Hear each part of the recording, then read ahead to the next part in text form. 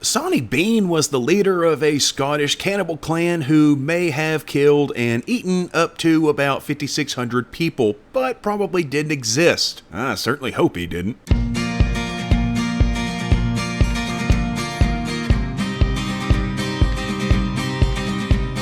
We are going back to 16th century Scotland, where somewhere at some point, possibly East Lothian, Alexander Sawney Bean was born. At some point he fell in with a purported witch named Black Agnes Douglas. I couldn't find a picture of her, but yeah, that's about what I see in my brain when I think of Black Agnes. The two ended up moving to a coastal cave. Supposedly the entrance was covered during high tide, which helped them to keep hidden. And then over the next 25 years or so, the two of them had 14 kids, 8 sons and 6 daughters, and those kids gave them 32 grandchildren, 18 boys and 14 girls. And in order to provide for themselves and their growing brood, they would ambush travelers at night, kill and rob them, then take their bodies back to the cave, where they were then butchered and cooked, with the leftovers being pickled, and whatever else wasn't edible was just thrown into the ocean. And over those 25 or so years, the Beans supposedly killed and ate approximately 5,593 people. Now, you might be thinking that there's no way that many people could go missing without somebody raising some kind of alarm about it. But I did the squirrel maths on this one, and we're looking at about 224 people per year. I rounded up, okay? And nowadays, there are about 37,000 missing persons reported every year in Scotland. So 224 out of a population between 500,000 and 800,000 isn't that bad. Some people did notice, but typically it was innkeepers that were suspected, since they were the last place that the missing people had stayed before disappearing, and a few may or may not have been hanged because of it. However, the end began when the clan attacked a couple traveling home from a fair. They were able to kill the wife, but the husband fought back, and he was able to hold them off long enough for a larger group of people who were also heading home from the fair to come across the scene, and the Beans fled. The man was taken to nearby Edinburgh, where he told his story, and either the magistrate raised a force of men to hunt the Beans down, or word reached the king and he did so. But either way, an angry mob began to search the area, and eventually they came across the cave. Now, personally, I find the next part to be the most unbelievable of everything here, but you know, that's just me. So the mob went into the cave and captured the entire clan. No, they didn't go in there, see the human bones and rotting body parts splayed out everywhere, and just go full on off season and slaughter everyone. They took them into custody. The clan was then taken before authorities, and they were seen as less than human and therefore undeserving of a trial. So they didn't get one, and instead, viewer discretion advised, they were declared guilty. The men were castrated, had their hands and feet cut off, and then were left to bleed to death. The women and children, yeah, they were tied to stakes and burned alive. And with the final words of "It's not over, it will never be over," Sawney Bean died, and there his myth ends. Now, a few things about the legend here. It's most assuredly not true, and in fact it may have been based on an earlier story of a cannibal clan in Scotland during a famine led by Christie Cleek. It was also possibly created by the English as a way of demonizing the Scottish. See, Sawney was an English term for a Scottish person, and not in a good way. But English anti-Scottish propaganda or not, the legend does still live on today. Movie series like The Hills Have Eyes and Wrong Turn are based on the legend, as are several books such as Jack Ketchum's Off Season, which I made a reference to earlier. So if you caught that, kudos to you. And if nothing else, at least you can use the word Sawney in Scrabble.